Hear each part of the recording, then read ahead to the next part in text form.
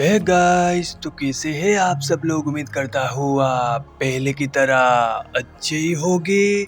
तो गाइस, आज की इस वीडियो में हम बात करेंगे PS3 एमुलेटर के बारे में। जी हाँ गाइस, तो काफ़ी लोग यार आजकल बोल रहे हैं कि फेक है, रियल है, फेक है, रियल है यार।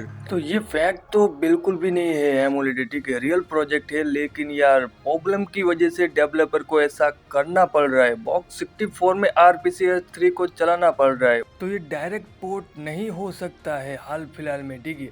तो डायरेक्ट पोर्ट क्यों नहीं हो सकता है, वो प्रॉब्लम के बारे में भी आपको पता है। तो मैंने पहले बताया था, ठीक है। OpenGL की प्रॉब्लम है जो कि सभी डिवाइस में OpenGL ES 3.2 सपोर्ट करता है।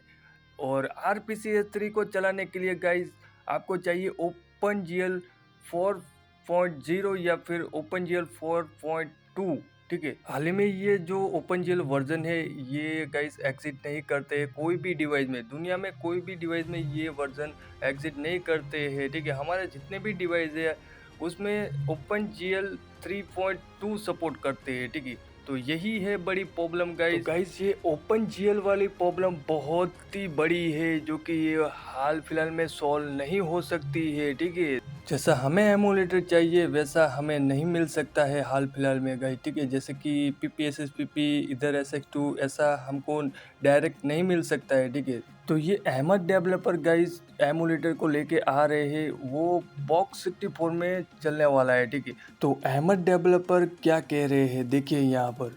तो मैं डेवलपर हूं और यहां मैं जो कहना चाहता हूं वह यह है कि RPCS 3 को सीधे पोर्ट करना लगभग असंभव है, क्योंकि OpenGL 4.2 की आवश्यकता है, जिसे कम से कम प्रूट जैसी किसी चीज के बिना टालना असंभव है। दूसरी बात यह है कि यह बॉक्स 64 के ऊपर चलने वाला है, जो कुछ ऐसा है जिससे मैं नफरत करता हूं।